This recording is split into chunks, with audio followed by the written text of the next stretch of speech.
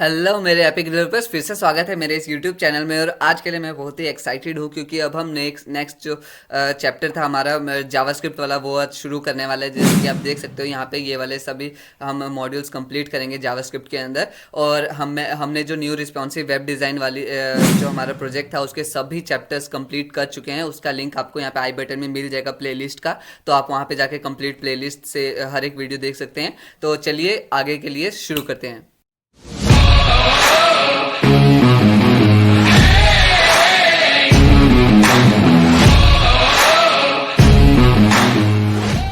Okay, सो सबसे पहले मैं लॉगिन कर लेता हूँ। जैसा कि आप देख सकते हैं, ये JavaScript algorithm and data structure certification अब हम करने वाले हैं। और इसमें अगर पढ़ना चाहे तो देख सकते हैं, while HTML and CSS control the content and styling of a page. जबकि जो एचटीएमएल और सीएसएस होता है वो कंट्रोल करता है कि क्या कंटेंट दिखेगा और उसकी क्या स्टाइल होगा पेज का। जावास्क्रिप्ट यूज़ किया जाता है उसको एक इंटरेक्टिव बनाने में, मतलब कि जैसे मैं बटन क्लिक कर रहा हूँ तो वो बटन क्लिक करके वो डेटा कहाँ पे सबमिट होगा, वो सब जो वर्क होता है। या फिर अगर मैं एक्चुअली स्क्रॉल कर रहा हूँ तो वो उसके पीछे का फंक्शन क्या है, वो कैसे काम करेगा, वो होता है जावास्क्रिप्ट की मदद से। In the JavaScript algorithm and data structure certification, you will learn the fundamentals of JavaScript। हम ये जो हमारा JavaScript algorithm and data structure certification है, इसमें हम जावास्क्रिप्ट के फंडामेंटल सीखेंगे, जिसमें variables, array, objects, loops and functions के बारे में होगा। Once you have the fundamentals down, you will apply the knowledge by creating algorithm to manipulate string. जब हम ये फंडामेंटल्स सीख लेंगे तब हम इस नॉलेज को अप्लाई करेंगे कहाँ पे, बाय क्रिएटिंग एल्गोरिदम। हम एक एल्गोरिदम बनाएंगे ताकि हम स्ट्रिंग्स को मैनिपुलेट कर सके, नंबर्स को फैक्टराइज कर सके, या फिर even calculate the orbit of the international space station. इसका मतलब कि अगर हम चाहे तो इंटरनेशनल स्पेस स्टेशन का ऑर्बिट भी कैलकुलेट कर सकते हैं, ठीक है। Along the way you will also learn two important programming style of paradigms.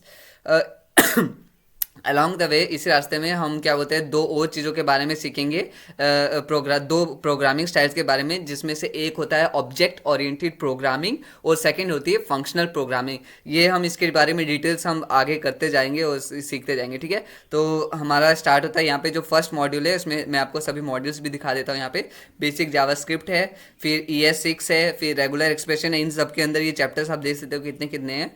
फिर एक्सपैंड कोर्स है, फिर यहाँ पे देख सकते हो, यहाँ पे सॉरी एक्सपैंड कोर्स नहीं, ये डिबगिंग है, फिर बेसिक डेटा स्ट्रक्चर है, बेसिक एल्गोरिदम स्क्रिप्टिंग है, ऑब्जेक्ट ओरिएंटेड प्रोग्रामिंग है, फंक्शनल प्रोग्रामिंग है। तो ये जो उन्होंने बोला था टू टाइप्स ऑफ प्रोग्रामिंग, तो ये सभी के बारे में सीखेंगे। तो चलिए फर्स्ट स्टेप से स्टार्ट करते हैं। मैं सबसे पहले अपना स्प्रिंग टाइमर लगा देता हूँ। 40 सिंस जो पहला वाला है मॉड्यूल, उसमें 113 चैप्टर है। So I am not sure कि ये पूरे टाइम में कंप्लीट होगा या नहीं होगा 45 मिनट्स में। तो इसलिए 45 मिनट्स का स्ट्रिंग रख रहे हैं हम। स्टार्ट करेंगे 45 मिनट्स के स्प्रिंट से। ऑलमोस्ट जो बाकी के जो चैप्टर्स हैं ना, जिसमें जैसे आपने देखा कि यहाँ पे हैं 29, ये ऑलमोस्ट हो जाने चाहिए। तो चलिए देखते हैं कि क्या होगा। 45 मिनट्स का टाइमर लगा चुका हूँ, start.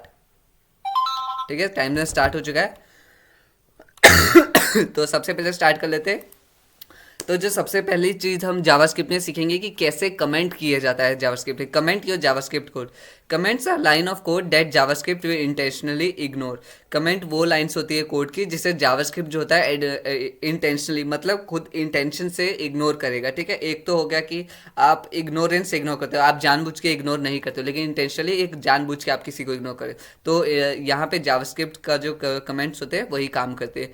Comments are a great way to leave notes to yourself and to other people who will later need to figure out what that code does, ठीक है।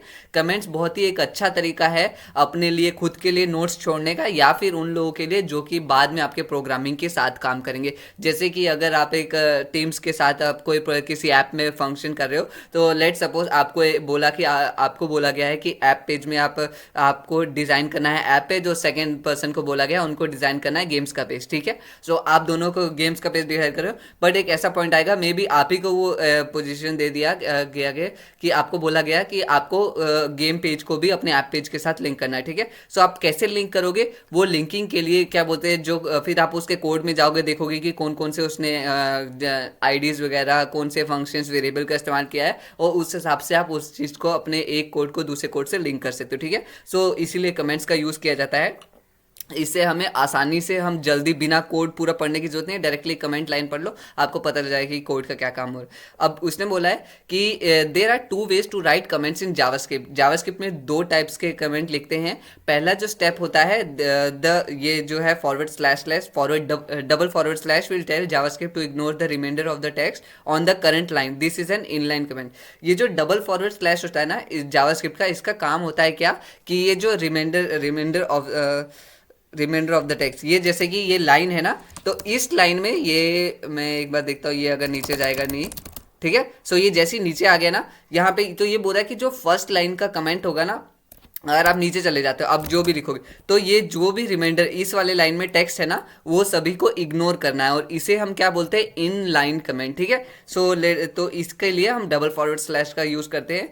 You can make a multi line comments beginning with, जैसे कि ये CSS में use होता है। हम multi line comment कैसे कर सकते हैं, जैसे कि अगर आपको यहाँ पे कमेंट करना होगा ना, आपको फिर से ऐसे करना पड़ेगा, ठीक है, क्योंकि आप ऐसे चाहोगे नहीं होगा। लेकिन मल्टी लाइन कमेंट में एक्चुअली क्या होता है कि आप फॉरवर्ड स्लैश एस्ट्रिक साइन करते हो और फिर उसमें करते हो जैसे कि this is Java script multi line comment, ठीक है। देखो अब ये जहां तक कोड जाएगा वहां तक ये मल्टी लाइन कोड होगा। अब मेरे को कमेंट ऑफ करना है, तो इसके बाद मैं कुछ भी लिखूंगा ऑफ हो जाएगा, ठीक है। ये हो गया मल्टी लाइन कोड, ये हो गया इनलाइन कमेंटिंग, सॉरी ये हो गया मल्टी लाइन कमेंटिंग, ठीक है। सो यहाँ पे हम देख ही चुके हैं, as you write code you should regularly add comments to clarify the function. जैसे ही आप कोड लिखते जाते हो, आपको रेगुलरली कमेंट्स ऐड करने चाहिए ताकि आप फंक्शंस को क्लैरिफाई कर सको of the parts of your code. Good commenting can help communicate the intention of your code both for other and for your future self, ठीक है।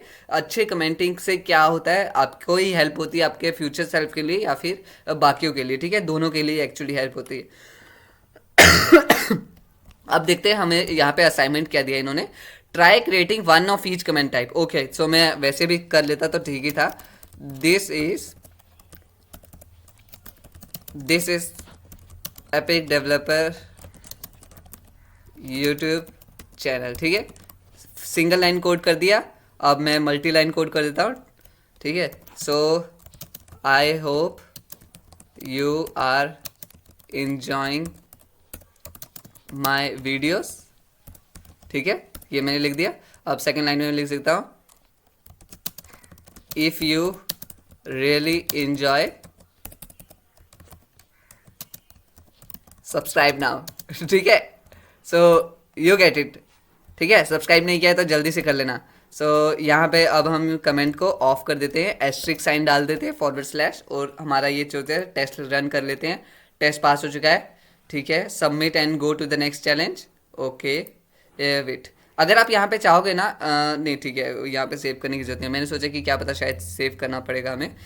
अब क्या आ गया सेकेंड स्टेप, जावास्क्रिप्ट वेरिएबल्स के बारे में, कि कैसे हम जावास्क्रिप्ट वेरिएबल्स क्रिएट करते हैं। हमने CSS में देखा कि कैसे वेरिएबल्स कलर हम क्रिएट कर रहे थे, अब हमें जावास्क्रिप्ट में वो करना है। इन कंप्यूटर साइंस में क्या होता है, data is anything that is meaningful to the computer. कोई भी चीज जो कि कंप्यूटर के लिए जरूरी है वो एक डेटा होती है। JavaScript provides 8 different data types which are, JavaScript में 8 तरह के डेटा टाइप्स होते हैं, जिसमें कौन कौन से टाइप हो जाते हैं, undefined, null, boolean, string, symbol, big int, number, object, ठीक है। सो इसमें से एक्चुअली मैं अनडिफाइंड के बारे में नहीं सॉरी बोलियन के बारे में जानता हूँ, स्ट्रिंग के बारे में जानता हूँ, नंबर के बारे में जानता हूँ, और सिंबल वाला शायद आई एम नॉट श्योर। सो आधे कुछ के बारे में जानता हूँ। चलिए बाकी देखते हैं, बाकी और भी सीखते हैं आगे क्या होगा। For example computer distinguish between numbers such as the number 12 and string such as 12, ठीक है। कंप्यूटर में क्या होता है कि कंप्यूटर डिस्टिंग्विश कर सकता है एक टेक्स्ट को एक नंबर के साथ। सो फॉर एग्जांपल आप जैसे कि इंग्लिश में लिख रहे हो, there are 12 dogs in this hall, ठीक है। सो वो जो 12 है ना, वहां पे जब आप लिख रहे हो वो एक टेक्स्ट फॉर्मेट में है, वो एक एक्चुअली नंबर फॉर्मेट में नहीं है। लेकिन यही जब आप मैथमेटिक्स ऑपरेशन अप्लाई करते हो, जैसे कि 12 + 12 इक्वल टू 24, तो वहां पे वो एक नंबर की तरह काम कर रहा है, लेकिन जो उस टेक्स्ट में था वो एक टेक्स्ट की तरह काम कर रहा था, ठीक है। सो ये बेसिक डिफरेंस समझ आ गया आपको, टेक्स्ट और नंबर में क्या होता है। अब देखते हैं आगे। तो जैसे कि यहाँ पे एग्जांपल दिया हुआ है कि ये जो 12 है, simple 12 and string such as, जैसे कि कॉमा, ओके यहाँ पे डॉग ही दिया, मैंने डॉग देखा भी नहीं था सीरियसली। सो जैसे कि यहाँ पे देख सकते हो कि 12 दिया है यहाँ पे कोटेशन मार्क के अंदर, और कोटेशन मार्क के अंदर डॉग, और कोटेशन मार्क के अंदर 1 2 3 कैट्स, ठीक है, which are collection of characters. ये जो क्या है, कलेक्शन, कैरेक्टर्स का एक कलेक्शन है। कैरेक्टर मतलब ये जो सिंगल, जैसे 1 हो गया ये कैरेक्टर है, डी हो गया ये कैरेक्टर है। Computer can perform mathematical operation on a number but not on a string. Already मैं बता चुका हूँ, कंप्यूटर जो होते हैं वो मैथमेटिकल ऑपरेशन अप्लाई कर सकते हैं एक नंबर पे, ना कि एक स्ट्रिंग पे, ठीक है। एग्जाम्पल मैंने स्टार्टिंग में ही दे दिया आपको। Variables allow computer to store and manipulate data in a dynamic fashion, ठीक है।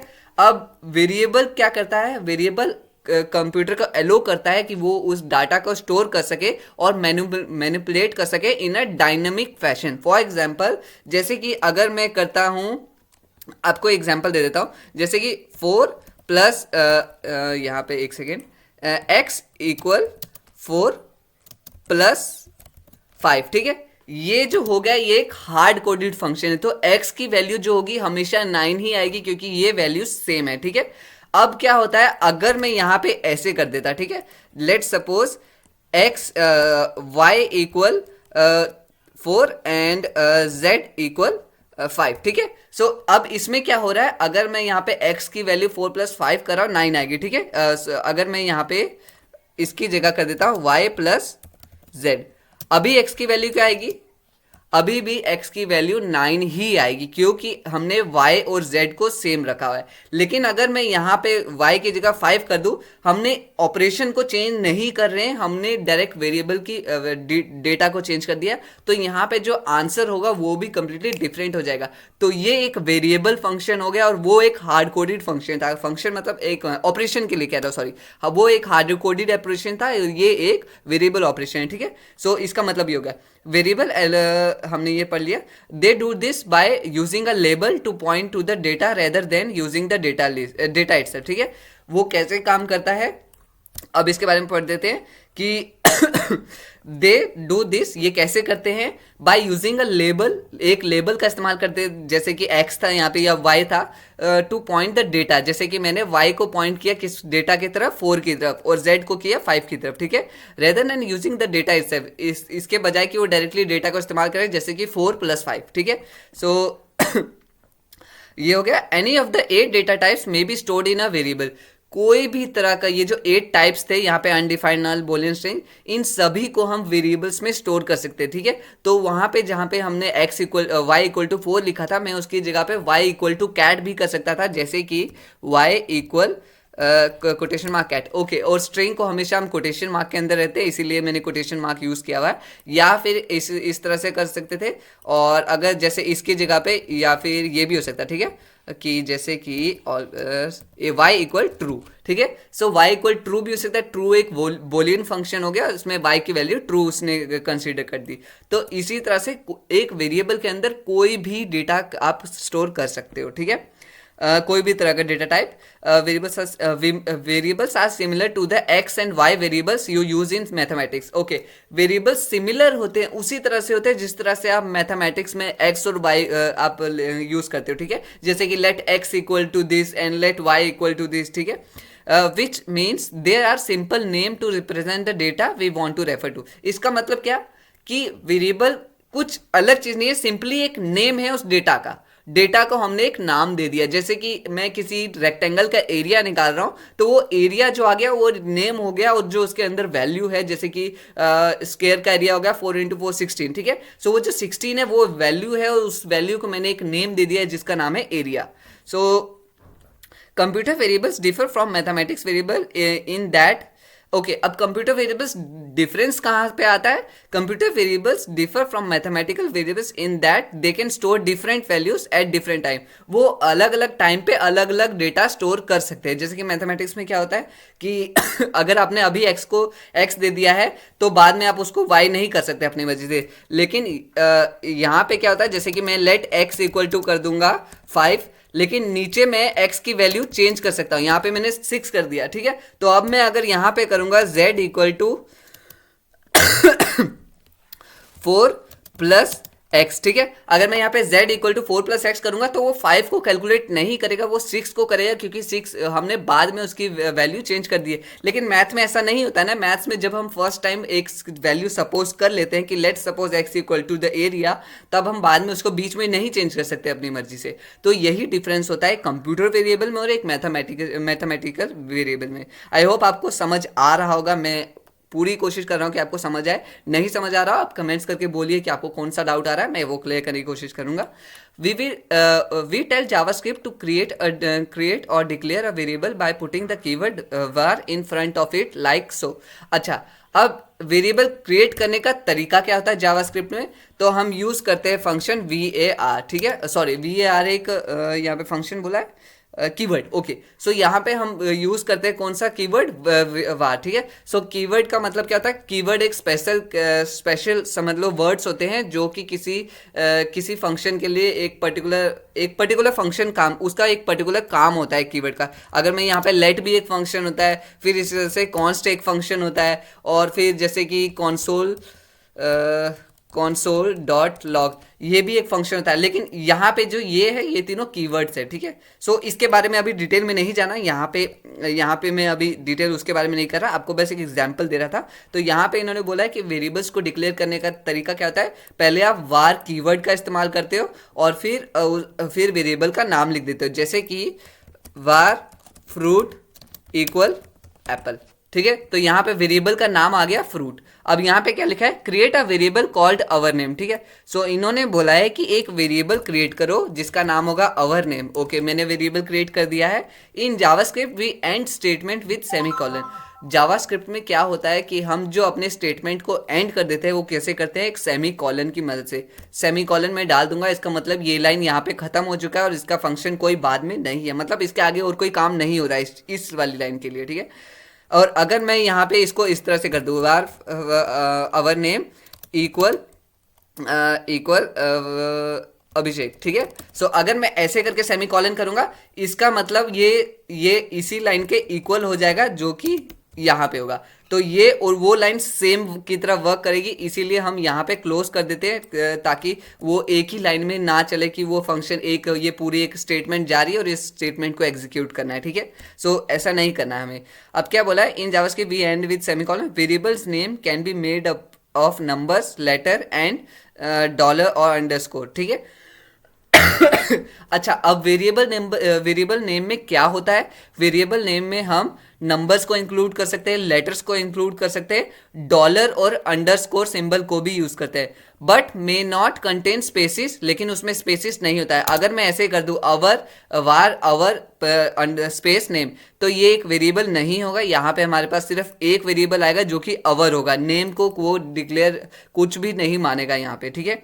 सो स्पेसिस नहीं होने चाहिए और स्टार्ट नंबर से नहीं होना चाहिए। नंबर इंक्लूड कर सकता है लेकिन नंबर नहीं होने का मतलब क्या? जैसे कि 1 आवर नेम, ये वेरिएबल नहीं है, ये एक रॉन्ग वेरिएबल है, गलत वेरिएबल है, ठीक है। देखो यहाँ पे सिंटैक्स एरर भी दे रहा है कि आइडेंटिफाइड डायरेक्टली आफ्टर नंबर, तो नंबर के बाद नहीं आना चाहिए। लेकिन आप इसको ऐसे कर सकते हो, ठीक है। आवर नेम 1, और फिर अगर ऐसे नहीं करना चाहोगे तो आवर 2 नेम, ठीक है। आप चाहो तो इसको O2 भी कर सकते हो, मतलब लेकिन फर्स्ट लेटर जो होगा वो नंबर नहीं होना चाहिए, और बीच में स्पेसिस नहीं आने चाहिए, ठीक है।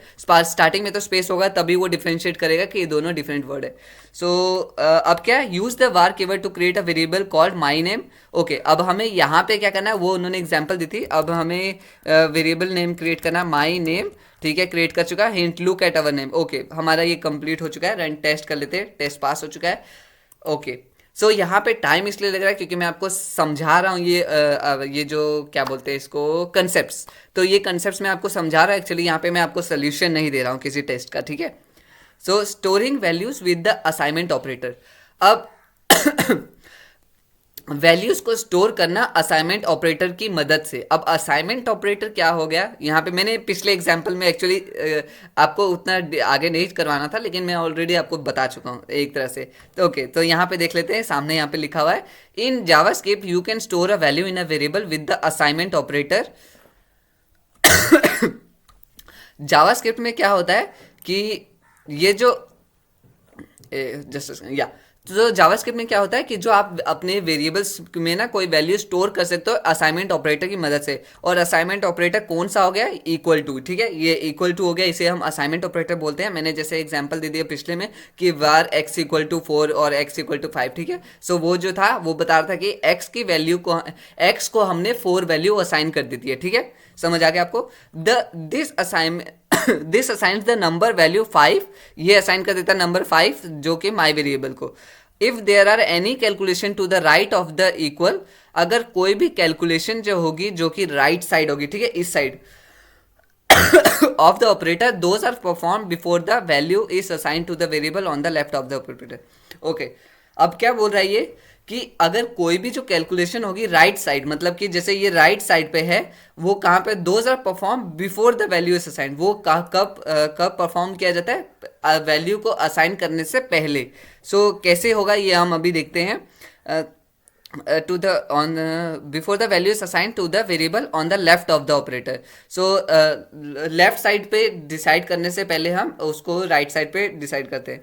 Wait, if there are any calculation to the right of the operator, those are perform before the value in assign to the variable on the left of the operator. First, जैसा कि यहाँ पे आप देख सकते हो कि हमने जो राइट साइड पे जो वैल्यू अप्लाई की है ना, उसको अप्लाई करने से पहले हमने यहाँ पे इसको हमने डिक्लेयर किया था ऊपर, ठीक है। अगर मैं ये कीवर्ड नहीं लिखता तो माई वार इक्वल टू 5 का मतलब कुछ भी नहीं था, ठीक है, क्योंकि वो बोलेगा कि भाई ऐसा कोई वेरिएबल है ही नहीं जिसके बारे में मैं जानता हूँ। कंप्यूटर बोलेगा ये माई वार कहाँ से आ गया, ये एक्स कहाँ से आ गया, तो हमें उसको डिक्लेयर करना पड़ता है पहले, और फिर ही जब हम जाके उसको राइट साइड पे उसकी वैल्यू असाइन करते हैं। First this code creates a variable named, पहले ये कोड क्या करेगा, एक वेरिएबल नेम क्रिएट कर देगा माई वार, जिसका नाम है माई वार, और फिर देन कोड असाइन, ये जो फिर सेकंड लाइन है ये क्या करेगा, सेकंड लाइन उसको असाइन कर देगा माई वार को 5 की value. Now if number appears against, now if myvar appears in the code again in the code, the program will start it as if it is 5। अब जब दोबारा कोड कभी भी रन होगा ना तो वो ऐसे समझेगा कि जो माई वेयर की वैल्यू है वो 5 होगी। सो अब हमें क्या बोला इन्होंने, assign the value 7 to a variable A. Variable A उन्होंने ऑलरेडी डिक्लेयर कर दिया है, अब मैं ए की वैल्यू उन्होंने बोली है डाल दो, कितनी, 7। ओके, सो ए की वैल्यू मैंने 7 डाल दी है।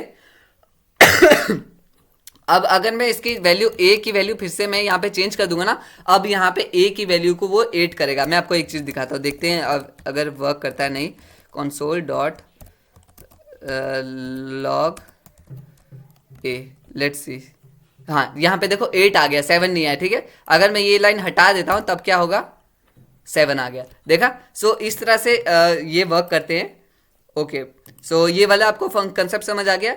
अब नेक्स्ट के बारे में समझते हैं। Okay, net problem, let's pause the time.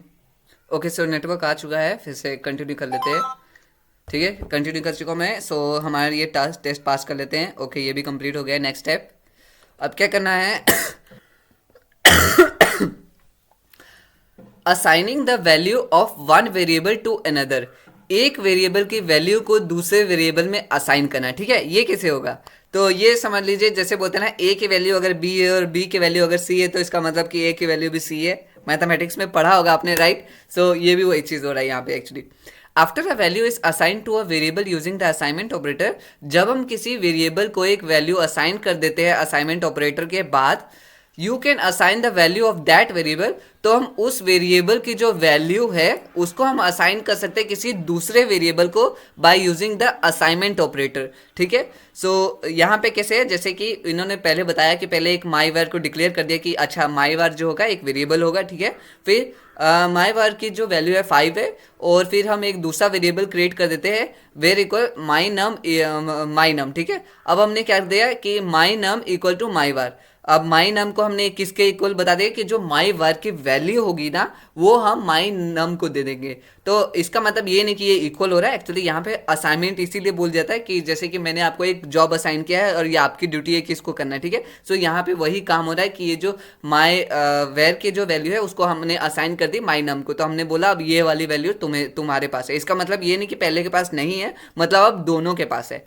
So the above declares a my var variable with no value. पहला जब हमने माई वर किया उसमें कोई वैल्यू नहीं है, वो जब हमने डिक्लेरेशन किया। देन असाइन इट्स वैल्यू 5, जब हमने दूसरी बार 5 की तो उसकी वैल्यू 5 होगी। Next variable name my num is declared with no value, फिर हमने माई नम वेरिएबल डिक्लेयर किया किसी भी जीरो वैल्यू के साथ, कोई भी वैल्यू नहीं थी उसमें। Then the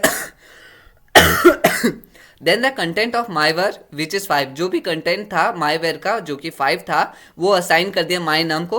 now my num also has the value of 5, अब माई नम के पास भी वैल्यू 5 ही होगी, ठीक है, जो मैंने आपको बोला। Assign the content of A to variable B, ठीक है। अब हमने क्या करना है, ए को बी की वैल्यू डाल देनी है। वो कैसे करेंगे, तो मतलब कि sorry, assign the content of A to variable B, B को ए की वैल्यू डालनी है, ठीक है। तो हम यहाँ पे क्या करेंगे, बी इक्वल ए, ठीक है।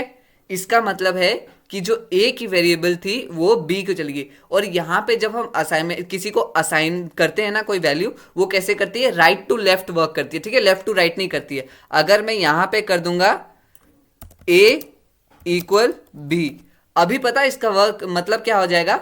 आप बता सकते हो कि कोई ए की वैल्यू जब अगर मैं करूंगा कॉन्सोल लॉग, अभी हमने देखा कि कॉन्सोल लॉग कैसे काम करता है। सो कॉन्सोल लॉग में अगर मैं ए प्रिंट करूंगा, क्या प्रिंट होगा, अनडिफाइंड। अनडिफाइंड मतलब क्या, कि कोई भी वैल्यू डिफाइन नहीं है, ठीक है। लेकिन अगर मैं इसको बी कर देता हूं और इसको ए कर देता हूं, कंप्लीटली चेंज हो जाता है, सभी सिस्टम ही चेंज हो गया, ठीक है। तो डायरेक्टली यहाँ पे चेंज हो गया कि ए की वैल्यू थी 7 और वही वैल्यू आगे बी की जो कि 7 थी, ठीक है। अब वो हमें वही बता रहा है। सो ओके, यहाँ पे हमें प्रिंट करना है बी ना, ओके। यहाँ पे देखो 7 आ गया। अब बी की वैल्यू उसने एक 7 कर दी और ए की वैल्यू भी 7 ही रहेगी, क्योंकि जो उसको वैल्यू असाइन की है वो तो नहीं चेंज हुई ना। सो इसको हम हटा देते हैं, हमारा टेस्ट पास हो चुका है। ये कंसेप्ट भी समझ आ गया कि कैसे हम एक वेरिएबल को दूसरे वेरिएबल की वैल्यू असाइन कर सकते हैं। Next, go to the next challenge. Okay, now हम पढ़ेंगे initializing variables with the assignment operator. अब हम क्या करेंगे, जो मैंने सबसे स्टार्टिंग में कर दिया था एक्चुअली, लाइक ये स्टेप बाय स्टेप जा रहे और ऐसे ही जाना चाहिए था। चलिए, आपको एक ग्लिम्स मिल गया था उस समय, अब कैसे होगा ये क्या बोल रहे हैं। अब क्या कर सकते हो आप, डायरेक्टली असाइन कर, इनिशियलाइज मतलब कि स्टार्टिंग में ही इनिशियलाइज कर सकते हो जब आप वेरिएबल डिक्लेयर कर रहे हो। डिक्लेयर मतलब क्या, जैसे कि वार कीवर्ड का यूज किया और तब हमने फर्स्ट टाइम उस वेरिएबल को क्रिएट किया।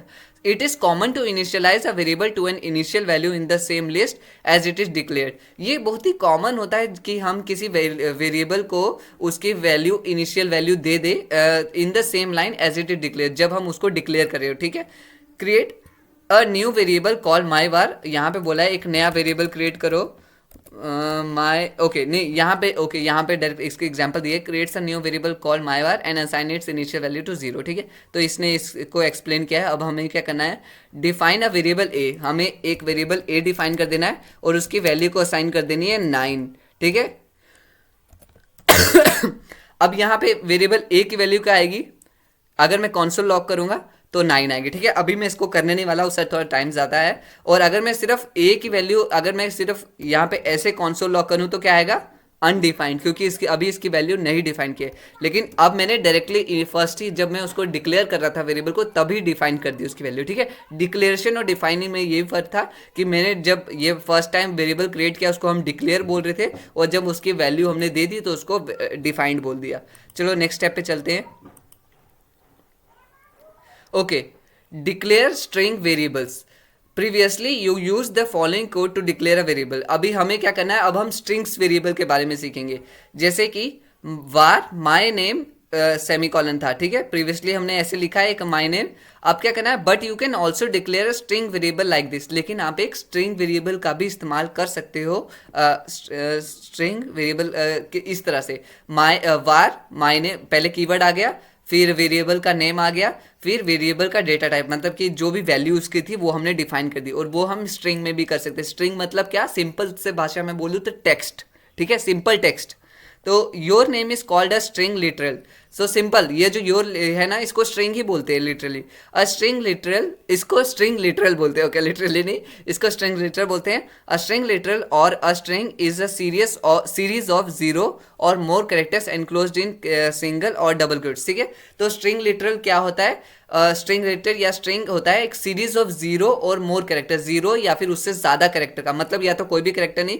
फॉर एग्जाम्पल, अगर मैं इसको डिक्लेयर कर देता जैसे कि वेर माई नेम, ठीक है, माई इक्वल, अगर मैं ये कर देता है ये 0, यहाँ पे कोई भी वैल्यू नहीं है, तो ये भी अगर मैं इसका मैं एक बार देखता हूँ कि क्या प्रिंट करता है, ठीक है, type of my, let's see क्या ये डिक्लेयर करता है, your test will go here, okay wait, अगर मैं console डॉट लॉग स्ट्रिंग, देखा स्ट्रिंग आ गया। सो यही चीज मैं आपको बताया था कि जो एक्चुअली यहाँ पे अगर सिर्फ कोटेशन मार्क डाल देना तो ये 0 है। तो एक क्या बोला है यहाँ पे कि जो सीरीज मतलब कि एक स्ट्रिंग में क्या हो सकता है, सीरीज होती है 0 नंबर या फिर उससे ज्यादा कैरेक्टर्स का एनक्लोज्ड इन अ सिंगल, जो कि सिंगल क्वोट, यहाँ पे डबल क्वोट यूज किया, सिंगल क्वोट में भी ये वर्क करेगा, ठीक है। सो अब क्या करना है, क्रिएट 2 न्यू स्ट्रिंग्स, पहले अब 2 स्ट्रिंग्स क्रिएट कर दो। पहला क्या है, माई फर्स्ट नेम, ठीक है, सो कर दिया है। और सेकेंड स्ट्रिंग में क्या करना है, वार माई लास्ट नेम, ठीक है। अब यहाँ पे हमने दोनों क्रिएट कर दिया है। अब यहाँ पे क्या बोला इन्होंने, and assign them the values of your first and last name, यहाँ पे अब इनको वैल्यू असाइन कर दो अपना फर्स्ट और लास्ट नेम का, ओके ये भी कर लेते हैं, अभिषेक सागर, ठीक है। सो ये आ गया मेरा नेम हमारा। तो इसका मतलब कि माय फर्स्ट नेम की वैल्यू क्या दे दी हमने, अभिषेक स्ट्रिंग दे दी, और माय लास्ट नेम की वैल्यू दे दी सागर, ठीक है। सो अब ये टेस्ट कर लेते हैं, कंप्लीट हो गया, ये कंसेप्ट भी clear, okay. Next step, understanding uninitialized variable. अब हम अनइनिशियलाइज्ड, जिस वेरिएबल को इनिशियलाइज नहीं किया उसको समझने की बारी आ गई, ठीक है। When JavaScript variables are declared, जब जावास्क्रिप्ट वेरिएबल को हम डिक्लेयर करते हैं, they have an initial value of undefined, उनकी वैल्यू कुछ भी नहीं होती है, ठीक है। जैसे कि मैंने बोला कोई डिफाइन ही नहीं किया है।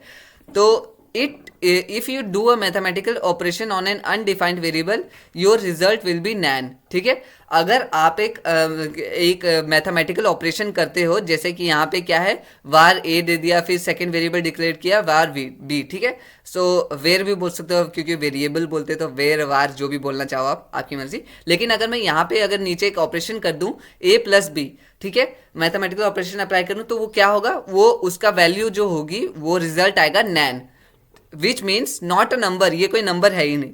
If you concatenate a string with an undefined variable, अगर आप किसी स्ट्रिंग को कंकैटिनेट का मतलब होता है किसी दो चीज़ों को जोड़ना, ठीक है। सो अगर आप यहाँ पे क्या बोलते हैं, दो स्ट्रिंग्स को कंकैटिनेट करोगे अनडिफाइंड वेरिएबल को, you will get a string of undefined. तो जो स्ट्रिंग की वैल्यू आएगी ना ए प्लस बी, वो भी अनडिफाइंड ही होगा। जैसे कि मैंने ए की पहले एक डिक्लेयर कर दिया वेर ए, और बी को कर दिया बी इक्वल कैट, ठीक है। अब मैं यहाँ पे ए प्लस बी करूंगा ना, तो इसकी वैल्यू भी अनडिफाइंड ही आएगी। सो ये क्लियर हो गया आपको। अब देखते हैं हमें क्या करना है, initialize the 3 variable A B C to 5 10 and I am, ठीक है। ए बी और सी को इनिशियलाइज कर दो, कैसे इनिशियलाइज करेंगे, इक्वल टू, आप चाहो तो यहाँ पे भी कर सकते हो, only change code below this line, okay. यहाँ पे ये कमेंट दे दिया इन्होंने, देखा कमेंट का इसीलिए काम होता है कि आप डायरेक्टली बता सकते हो कोड के अंदर ही कि क्या करना है। सो यहाँ पे मैं कर दूंगा, इन्होंने बोला 5 दे दो इसको, एंड बी को दे दो 10, ठीक है, और सी को दे दो आई एम अ, ठीक है, ठीक है। अब यहाँ पे क्या करना है, so they will not be undefined. अब तो इसका मतलब क्या हो गया, ये अनडिफाइंड नहीं होंगे। देखते हैं यहाँ पे कुछ होगा नहीं, ओके। यहाँ पे तो ऐसे शो नहीं हुआ, लेकिन अगर हम कंसोल करना चाहे तो लेट्स ट्राई कि क्या होता है। कंसोल डॉट लॉग एक प्रिंट स्टेटमेंट होता है जिससे कि हम करवाते हैं, जो कि होता है आउटपुट कहाँ पे, टर्मिनल में। सो यहाँ पे आप देख सकते हो, अगर मैं करूँ ए प्लस बी, क्या होगा, ए प्लस बी, ठीक है, 21, 5 + 10 21 कैसे हो गया, ओके। तो यहाँ पे लास्ट, अब देखो, only change the code above this line. अब यहाँ पे क्या हुआ है कि जो ए की वैल्यू है ना, उन्होंने क्या कर दी, ए की वैल्यू पहले 5 थी, ठीक है, तो 5 इक्वल 5 + 1 कितना हो गया, 5 + 1 6, और बी की वैल्यू कर दी बी + 5, मतलब कि 10 + 15। अब सी की वैल्यू, तो ए प्लस बी क्या हो गया, मतलब कि यहाँ पे हो गया 6 और यहाँ पे हो गया 15, 6 और 15 21, तो हमें वही आंसर मिला है। अब मैं अगर सिर्फ यहाँ पे ए को प्रिंट करूँ तो देख सकते हैं यहाँ पे लेटेस्ट वैल्यू क्या आएगी, ए की 6 आएगी, और बी की वैल्यू क्या आ गई यहाँ पे 15, ठीक है। तो यहाँ पे हमने इसको वेरिएबल को अपडेट कर दिया। अब अगर मैं करूँ var c इक्वल्स, अभी मैं अगर c की वैल्यू प्रिंट आउट करूँ तो क्या लिखा, आई एम ए स्ट्रिंग, क्योंकि क्या हुआ, आई एम ए प्लस जो स्ट्रिंग वाला था ये दोनों जुड़ चुके हैं और इसीलिए एक सेंटेंस बना के उन्होंने हमारे सामने पेश कर दिया। सो ये भी हमने देख लिया कैसे होता है। नेक्स्ट स्टेप पे चलते हैं। ओके, टेस्ट पास हो चुका है। Next step, you are heating up. Okay, understanding case sensitivity in variables. अब केस सेंसिटिविटी का केस की सेंसिटिविटी वेरिएबल में उसको समझने की बारी है। केस सेंसिटिविटी क्या मतलब कि जैसे अपर केस, लोअर केस, मतलब कैपिटल लेटर, स्मॉलर लेटर, ठीक है, नॉर्मल भाषा में कैपिटल लेटर, स्मॉलर लेटर जिसे बोलते हैं हम। In JavaScript all variable and function names are case sensitive. JavaScript में क्या होता है, जितने भी जो नंबर्स वेरिएबल्स होते हैं ना वो केस सेंसिटिव होते हैं। इसका मतलब क्या हो गया, जैसे आपने लाइक एक छुई मुई का पौधा देखा है जिसके छुओ तो वो क्लोज हो जाता है, ठीक है, राइट, तो वो सेंसिटिव है मतलब उस चीज़ से। तो इसका मतलब क्या कि अगर मैं जैसे कि यहाँ पे आपको सिंपल से दिखाता हूँ, वेर C8T एक डिक्लेयर किया और मैंने किया var C8T, तो इसका मतलब ये जो दोनों वेरिएबल है ना, ये दोनों ही वेरिएबल डिफरेंट है। अगर मैं इसको, सॉरी फर्स्ट में मेरे को कैपिटल नहीं लेना है, सो C8T, ठीक है, ये दोनों ही वेरिएबल डिफरेंट है, ये दोनों सेम नहीं है, क्योंकि ये केस सेंसिटिव होता है कि, तो इसका मतलब कि ये एक डिफरेंट, ये एक दूसरा वेरिएबल हो गया और ये एक दूसरा वेरिएबल हो गया। तो केस सेंसिटिविटी का मतलब यही होता है। This means that capitalization matter. इसका मतलब क्या कि कैपिटलाइजेशन मैटर करता है आपके कोडिंग में, जावास्क्रिप्ट में। My var is not the same as my var, जैसे कि मैं आपको एग्जांपल दे चुका हूँ। ये जो माई वार है ये और ये सेम नहीं है और ना ही ये सेम है, क्योंकि इसमें फर्स्ट और सेकेंड थर्ड लेटर कैपिटल है, इसमें सभी कैपिटल है और इसमें कोई भी कैपिटल नहीं है, तो ये तीनों ही अलग हो गए। It is possible to have multiple distinct variable with the same name. ये पॉसिबल तो होता है कि जो डिफरेंट अलग अलग वेरिएबल्स होते हैं, अलग अलग, to have multiple distinct variable, अलग अलग हम नेम क्रिएट कर सकते हैं सेम नेम के साथ, ठीक है, अलग अलग वेरिएबल्स क्रिएट कर सकते हैं सेम नेम के साथ, बट डिफरेंट केसिंग, जो लेकिन डिफरेंट केसिंग के साथ। It is strongly recommended that for the sake of clarity you do not use this language feature. लेकिन आप इस चीज़ का इस्तेमाल नहीं करें, क्योंकि क्या बोलते हैं, लाइक क्लैरिटी नहीं होता है, ऐसा कोई वो हार्ड रूल नहीं है कि आप नहीं कर सकते इसको, नहीं, आप उसको क्रिएट कर सकते हो, लेकिन क्या होगा, लाइक क्लियर नहीं होगा ना बंदा कि यहाँ पर सेम ये वेरिएबल है या डिफरेंट वेरिएबल है, इस वेरिएबल का सेम काम है या डिफरेंट काम है, तो like it create a lot of confusion. तो हमें कन्फ्यूजन नहीं चाहिए, हमें बिल्कुल क्लैरिटी चाहिए, इसीलिए हम सेम नेम के साथ डिफरेंट केस सेंसिटिविटी को यूज़ करके अलग अलग वेरिएबल नहीं क्रिएट करते हैं। Right variable name in JavaScript in the camel case, ठीक है। अब क्या बोल रहा है, बेस्ट प्रैक्टिस क्या होती है, सबसे अच्छी प्रैक्टिस क्या होती है कि आप जो होता है क्या बोलते हैं, वेरिएबल लिखो जावास्क्रिप्ट के फॉर्म में, कैसे, कैमल केस की फॉर्म में। सो कैमल केस में क्या होता है कि आप देते हो कि ऐसे कैमल की बॉडी जाती है ना, सो पहले जैसे बॉडी इधर से गई फिर नेक ऊपर हो गया, या फिर अगर वो झुका होता है तो स्मॉल से फिर उसका बॉडी अप की तरफ जाती है। सो अब यहाँ पे कैमल केस का एग्जैक्टली मैं डायरेक्टली मतलब नहीं बता सकता, मतलब डायरेक्ट मतलब तो इतना है कि फर्स्ट आप अगर दो वर्ड्स क्रिएट कर रहे हो ना, तो पहला वर्ड में सब कुछ स्मॉल लिखना, सेकंड जो वर्ड डिफरेंशिएट करना चाहो उसमें उसका फर्स्ट लेटर चेंज कर सकते हो। जैसे कि मैं वेरिएबल क्रिएट कर रहा हूँ, फर्स्ट फिर सेकंड, ठीक है, सेकंड, ठीक है। सो ये फर्स्ट सेकंड क्या क्रिएट करेगा कि अच्छा ये एक वेरिएबल है जिसको हमने फर्स्ट सेकंड नेम दिया है, तो फर्स्ट सेकंड हमें खुद से क्लैरिटी आ जाएगा कि ओके ये एक नाम है, ठीक है। लेकिन अब मैं यहाँ पे नेम कुछ ऐसा कर दूँ, अब मतलब ये नेम दे दिया, अब इसमें पता नहीं चल रहा है कि नाम क्या है, ठीक है। सो उसी के लिए हम वर्ड्स को डिफरेंशिएट करने के लिए केस सेंसिटिविटी का यूज़ करते हैं और इसमें मल्टी वर्ड वेरिएबल लिख सकते हैं। मल्टी वर्ड मतलब क्या, एक वेरिएबल से ज़्यादा नाम, जैसे कि माई नेम, ठीक है, ये एक वेरिएबल हो गया, ये 2 वर्ड वेरिएबल हो गया, ये सिंगल वर्ड वेरिएबल हो गया। सो ये था डिफरेंस। तो हम कैमल केस का यूज़ कर सकते हैं, जो कि लाइक जैसे कि मैंने बोला, फर्स्ट वर्ड में सभी लेटर स्मॉल होंगे, सेकंड वर्ड में जो फर्स्ट लेटर होता है उसको हम कैपिटल कर देते हैं। First word is lower case and the first letter of each subsequent word is capitalize, ठीक है। जैसे कि some variable, another variable name, अब ये 3 वर्ड वेरिएबल हो गया, 3 वर्ड वेरिएबल। इसमें हमने क्या किया, सेकंड फर्स्ट वाला सब स्मॉलर रखा है, सेकंड और थर्ड के फर्स्ट लेटर को कैपिटल कर दिया, फिर this variable name is so long. अब इसमें क्या है, 1 2 3 4 5 6 वर्ड वेरिएबल नेम है, इसमें हमने सभी के फर्स्ट वर्ड को कैपिटल कर दिया accept first. Modify the existing declaration, इसको मॉडिफाई करने कह रहा है so their name uses camel case, ताकि इनका जो नेम है वो यूज करे कैमल केस। अच्छा, अब जो वर्ड की बारी हम कर रहे थे, अभी हम इसको कैसे करेंगे? S study you. ओके, अब देखो वर्ड यहाँ पे हमें समझना है, ठीक है? Steadily cap. तो अभी हम क्या करेंगे? स्टडली एक वर्ड हो गया मेरे हिसाब से, फिर कैप, फिर VAR, ठीक है? हमने ये कर दिया, और फिर यहाँ पे क्या करेंगे? ये आ गया प्रॉपर कैमल केस, और ये आ गया title case over. Title case over में क्या होता है, जो जो भी वर्ड का फर्स्ट लेटर होता है वो सब कैपिटल हो जाते हैं, लेकिन हमें ऐसा तो करना नहीं है, खाली टी को स्मॉल कर दिया। अब क्या करेंगे? स्टडली कैप वार क्रिएट कर देंगे, ठीक है? और यहाँ पे प्रॉपर कैमल केस को भी यूज़ कर दिया, Ctrl+C। तो यहाँ पे भी हम इक्वल कर देंगे, क्योंकि अगर हम डिफरेंट करेंगे तो ये अनडिफाइंड आ जाएगा, ठीक है? सो जैसे कि यहाँ पे देख रहे हो, title case over is not defined. यहाँ पे तो टाइटल केस ओवर किया है, लेकिन यहाँ और वैल्यू भी दिया 9000, फिर भी कह रहा है कि कोई डिफाइन नहीं किया वैल्यू, क्योंकि ये दोनों डिफरेंट हो गए, तो इसको हमने कभी डिक्लेयर भी नहीं किया था। सो अब हम इसको क्या करेंगे? ये वाली वैल्यू डाल देंगे, and now it should work. Okay, code हमारा पास हो चुका है। या नेक्स्ट स्टेप पे चलते।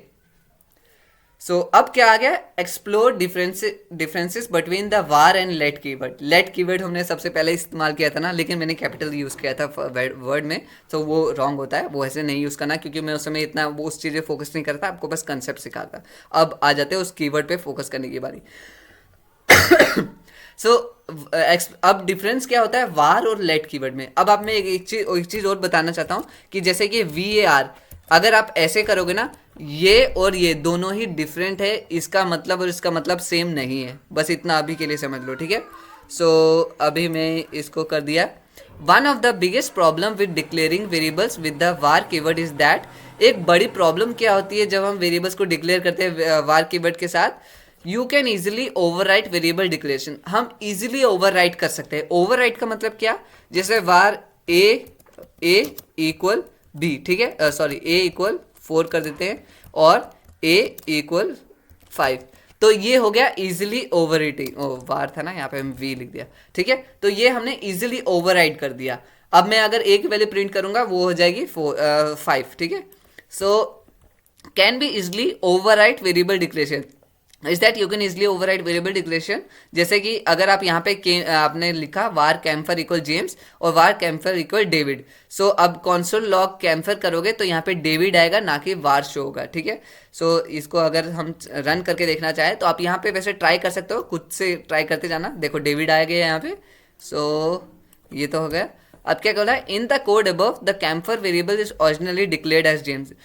इस ऊपर वाले कोड में क्या किया था? ओरिजिनली हमने कैम्फर को जेम्स किया था, और फिर हमने ओवरराइड कर दिया था उसको डेविड के साथ। फिर कंसोल लॉग ने क्या डिस्प्ले किया? David. In a small application, छोटे एप्लीकेशन में, you might not run into this type of problem. आप ऐसे क्या बोलते हैं, छोटी एप्लीकेशन के लिए शायद ये प्रॉब्लम आपको जल्दी ना आए, but as your code becomes larger. लेकिन जैसे ही आपका कोड बड़ा बनते जाता है, जैसे कि अगर हम अमेजोन के वेबसाइट के कोड की बात करें, वो एक लाइन नहीं, मेरे हिसाब से लाइक 300 to 400 पेजेस के कोड्स होंगे, ठीक है? उसमें सो कितना ज़्यादा कोड हो गया, सोच सकते हो आप।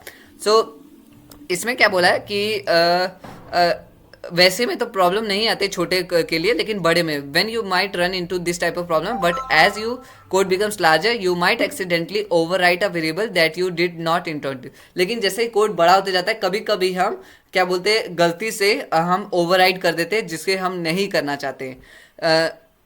You might accidentally overwrite a variable, जैसे बोला एक्सीडेंटली कर देते हैं, because this behaviour does not throw an error, क्योंकि अब ये बिहेवियर जो होगा एरर नहीं बताएगा कि ओके नहीं ये तुमने गलती किया, ऐसा कुछ नहीं बोलेगा, क्योंकि इसमें ये गलती नहीं होती। आप किसी वेरिएबल को चेंज कर सकते हो, लेकिन अगर हम कोई फंक्शन करवा रहे हैं, वहाँ पे हम किसी कोड को बोला कि तुम्हारा ये काम है, और बाद में हमने उस वेरिएबल को चेंज कर दिया, तो वो पूरा फंक्शन का काम ही चेंज हो गया। लाइक क्या करने बोला था, क्या करके आ गया, तो ये बात हो जाएगी। सो यहाँ पे लिखा है because this behaviour does not throw an error, searching for and fixing bugs become more difficult. तो इसीलिए उस बग के लिए सर्च करना और फिक्स करना उसे बहुत ही मुश्किल हो जाता है। A keyword call let was introduce in ES6। जो कीवर्ड लेट है उसको कब आया था? वो ES6 क्या बोलते हैं, एक वर्जन हो गया जावास्क्रिप्ट का, जिसके बारे में हम अभी डिटेल में जाएंगे थोड़ी देर बाद। सो अभी हम समझ लेते हैं, ये बस एक जावास्क्रिप्ट का वर्जन समझ लो। A major update to JavaScript जो कि एक मेजर अपडेट था जावास्क्रिप्ट के लिए, to solve the potential issue with var keyword, जो कि इस प्रॉब्लम को, ये जो प्रॉब्लम हो रही थी हमें, इसको सॉल्व करने के लिए लाया गया था लेट कीवर्ड को। You will learn about other ES6 feature, हम बाकी ES6 फीचर के बारे में करेंगे, बाकी के चैलेंजेस में ऑलरेडी बोल दिया। If you replace var with let in the code above it results in an error. अगर आप यहाँ पे चेंज कर दोगे ना, इसको वार को लेट कर दोगे तो और यहाँ पे वेट, यहाँ पे नहीं, वेट, इसको हम रन करते हैं ना, Ctrl+C, इसको हम वार ही रहने देते हैं। ओके ठीक है, सो ये वाला हमने कोड कॉपी पेस्ट कर लिया। अब अगर मैं करूँगा console.log CAMPER, ठीक है, console.log करूँगा तो ये unknown identifier camper has already been declare, ये बोल रहा है कि कैंपर ऑलरेडी आप डिक्लेयर कर चुके, ठीक है, तो हमें दोबारा डिक्लेयर नहीं करना है। सो ये जो दोबारा डिक्लेयर कर देना, हमने जब लेट किया तो हमने दोबारा डिक्लेयर कर दिया इसको। The error can seen in your browser console, जैसा कि आपको एरर है ये डायरेक्टली दिख गया, तो आपको पता चल गया कि कहाँ पे प्रॉब्लम आई है। So unlike var, when you use let, a variable with the same name can only be declared once। तो जब आप var की तरह नहीं होता है, जब आप दोबारा मतलब यूज़ करते हो, जब आप let को यूज़ करते हो ना, तब क्या बोलते हैं, सेम नेम नहीं दे सकते आप अगर एक बार डिक्लेयर कर दिया तो। Update the code so it only use the let word, तो इसने बोला कि अब जो ऊपर का कोड है इसको अपडेट कर दो और इसको लेट के साथ रिप्लेस कर दो, बस इसमें ज़्यादा कुछ नहीं था। कंसेप्ट आपने समझ लिया है, तो टेस्ट तो सिंपल है। ये वाले टेस्ट एक्चुअली HTML और CSS से ज़्यादा इजी लग रहे हैं अभी के लिए, क्योंकि अभी सिर्फ कंसेप्ट बेस्ड है। अब क्या आ गया, declare a read only variable with the const keyword. अब इन्होंने बोला है कि हम रीड ओनली, आपको पता है रीड और राइट मेमोरी, हम जैसे कंप्यूटर्स के बारे में पढ़ते हैं कि read memory, read only memory क्या होगी, जिसे सिर्फ रीड कर सकते हैं, उसको हम चेंज नहीं कर सकते। और क्या बोलते हैं, राइट मेमोरी कौन सी होगी, मतलब एक मेमोरी होगी जिसे हम राइट कर सकते हैं, जिसे मतलब हम चेंज कर सकते हैं, जैसे कि रोम और रैम, रीड ओनली मेमोरी, और यहाँ पे रैम में हम इसको राइट भी कर सकते हैं। The keyword let is not the only new way to declare variable, ठीक है, जो कीवर्ड लेट है वही सिर्फ एक वे नहीं है वेरिएबल्स को डिक्लेयर करने का। इन ES6 you can also declare variable using the const keyword. तो ES6 में क्या होता है, आप वेरिएबल्स को डिक्लेयर कर सकते हो कॉन्स्ट कीवर्ड को इस्तेमाल करके भी। ये मैंने शायद फर्स्ट या सेकंड कंसेप्ट में आपको बताया था ना। So const has all the awesome feature that let has, const के पास वो सभी ऑसम फीचर होते हैं जो लेट के पास होते हैं, with the added bonus that variable declared using const are read only. लेकिन इसमें एडिड बोनस क्या होता है कि जो कॉन्स्ट में जो वेरिएबल डिक्लेयर करते हैं ना, वो सिर्फ रीड ओनली होता है, चेंज नहीं कर सकते। दे आर कॉन्स्टेंट वैल्यू, वो सिर्फ कॉन्स्टेंट होते हैं, चेंज नहीं होगी। Which means that once a variable is assigned with a const, इसका मतलब कि अगर हम किसी वेरिएबल को कोई वैल्यू असाइन कर देते हैं कॉन्स्ट कीवर्ड के साथ, it can not be reassign, वो दोबारा असाइन नहीं हो सकता। अब देखते हैं इसका मतलब क्या, कि जैसे ये बोल रहा है ये चीज़, ठीक है, कि वेट, सो यहाँ पे हम देखते हैं जैसे कि मैं करूँगा console.log, ठीक है, और मैं ये वाला करता हूँ Ctrl+C, लेट्स सी। ओके, यहाँ पे टाइप एरर क्या है, FA_PVT इज रीड ओनली, ठीक है, तो हम इसको, ये सिर्फ रीड करने के लिए था, हम इसको चेंज नहीं कर सकते थे। तो यही हमें कॉन्स्ट में फ़ायदा हो जाता है कि अगर हम चाहे किसी एक वैल्यू को स्टिक रहना, लेकिन वो बाद में चेंज नहीं होनी चाहिए, चाहे कुछ भी हो जाए, तो हमें कॉन्स्ट यूज़ करते हैं। सो ये तो कंसेप्ट समझ आ गया। अब देखते हैं टेस्ट क्या बोला इन्होंने। This console will display an error due to reassigning the value of app, जैसे कि आप देख सके एक एरर आ गया कि, और उसने बोला क्या कि एक सिर्फ रीड ओनली फंक्शन है। You should always name variable you don't want to reassign using the const keyword. आपको हमेशा, अगर आप किसी वेरिएबल को चाहते हो कि इसकी वैल्यूएबल, इसकी जो वैल्यू है, ओके ये लास्ट कंसेप्ट है, बाकी का कंसेप्ट हम नेक्स्ट वीडियो में करेंगे। सो अगर आप चाहते हो कि किसी वेरिएबल की जो वैल्यू है वो दोबारा नहीं असाइन करना चाहते हो, तो उसको किससे कैसे डिक्लेयर करना है, कॉन्स्ट कीवर्ड का इस्तेमाल करके, ना कि लेट का, ठीक है।